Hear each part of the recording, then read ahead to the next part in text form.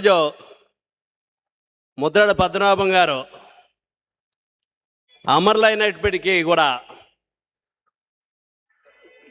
ఈ జాతి గుండెల్లో చిరస్థాయిగా నిలిచిపోయేటువంటి వ్యక్తి పద్మనాభం గారు అనేటువంటిది సందర్భంగా మనం చేస్తున్నాం. ఈ జాతి ఉన్నంతకాలం కూడా గుర్తుపెట్టుకునేటువంటి వ్యక్తి. ఈ జాతిలో ఇద్దరు గురించి చెప్పుకోవాల్సి వస్తే వంగవీటి మోహన్ రంగా గారు చచ్చిపోయి సుమారు 40 సంవత్సరాలు అవుతున్నప్పటికీ ఈరోజు కూడా బతికే ఉన్నాడు జన గుండెల్లో. రాబోయే రోజుల్లో కూడా పద్మనాభం గారు కూడా రాబోయే తరాలు కూడా గుర్తుపెట్టుకునేటువంటి విధంగా చేసినటువంటి ఉద్యమాలు చేసినటువంటి వ్యక్తి పద్మనాభం గారు. సరే, ఈరోజు ఆయన జీవితం గురించి నేను కొత్తగా చెప్పాల్సిన పని లేదు. పెద్దలందరూ కూడా చాలా విషయాలు మాట్లాడారు, అనేక విషయాలు.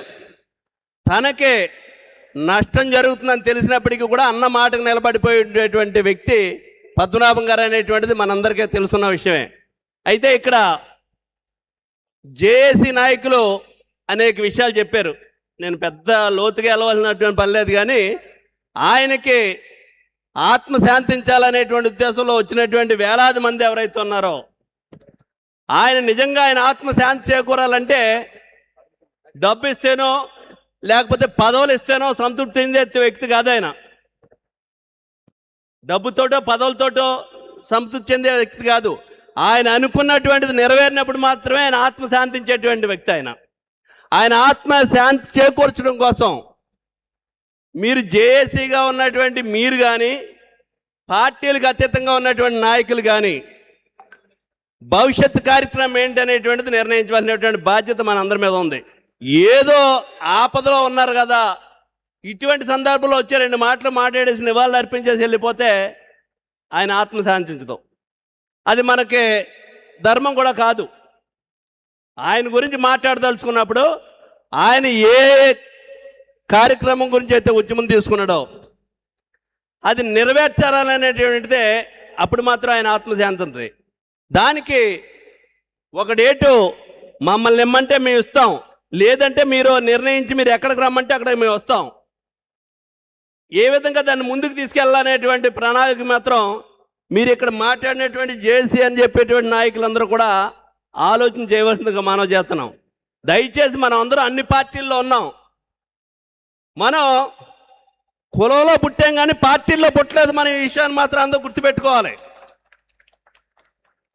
మనతోటి వచ్చినటువంటి కులం, మన పుట్టుకతోటి వచ్చినటువంటి కులం మన సత్యదాకా ఉంటుంది. మనకి పార్టీలు అనేటువంటి నీకు ఇష్టమైతే ఉంటావు, లేకపోతే పోతావు. పార్టీల గురించి సరే, ఇది పద్మనాభం గారు సంస్మరణ సభ కాబట్టి ఎక్కువ మాట్లాడకూడదు. కానీ గత 4-5 రోజులుగా 10 రోజులుగా ఏ విధమైనటువంటి ఆదేశాలు ఇస్తున్నాయో కొన్ని రాజకీయ పార్టీలు, ఏ విధంగా దుర్మార్గమైనటువంటి విధంగా మరి ఆ సభలకు వెళ్ళినటువంటి వాళ్ళకి ఎక్స్ప్లెనేషన్ కాల్పర్ చేసి సమాధానం చెప్పించుకునేటువంటి దౌర్భాగ్యమైనటువంటి పరిస్థితి ఉందంటే దీని గురించి కూడా కొంచెం ఆలోచన చేయాలనేటువంటిది మనం చేస్తూ ఆయన ఆశయ సాధనకి ఈ రిజర్వేషన్లు ఏవైతే ఉన్నాయో ఈ మధ్యకాలంలో కొన్ని రాజకీయ పార్టీలు 5% రిజర్వేషన్ ఇచ్చాం మేము ఇప్పుడు మాట్లాడకూడదు అనుకున్నాం, కానీ ఇది తప్పనిసరిగా మాట్లాడాలనేటువంటి సందర్భం. 5% రిజర్వేషన్ ఇచ్చాం మేము అని చెప్తున్నారు.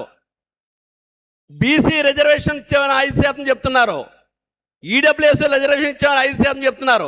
అయ్యా, దేంట్లో ఇచ్చినా పర్లే, దేంట్లో ఇస్తున్నారు చెప్పండి. ఇచ్చినటువంటి రిజర్వేషన్ జగన్మోహన్ రెడ్డి అడ్డుకున్నాడని చెప్పేటువంటి విధానం మాత్రం మంచిది కాదు. జగన్మోహన్ రెడ్డి అడ్డుకుంటే 2.5 సంవత్సరాలు అయింది. మీరు వచ్చి 26 నెలలు 28 నెలలు అయింది. మిమ్మల్ని ఎవరు అడ్డుకున్నారు? మిమ్మల్ని ఎవరిని అడ్డుకున్నారా? ఎందుకు చేయలేకపోతున్నారు మీరు? దయచేసి రాజకీయాలకు అతీతంగా అన్ని పార్టీల్లో ఉన్నటువంటి నాయకులందరూ కూడా దీని మీద ఆలోచన చేసి ఆయన ఆశయ సాధ్యానికి కృషి చేసినప్పుడు మాత్రమే ఆయన ఆత్మ శాంతిస్తుంది అనేటువంటిది మరొకసారి మనం చేస్తూ మీ అందరికీ నా హృదయపూర్వకమైనటువంటి ధన్యవాదాలు తెలుపుకుంటూ జోహార్.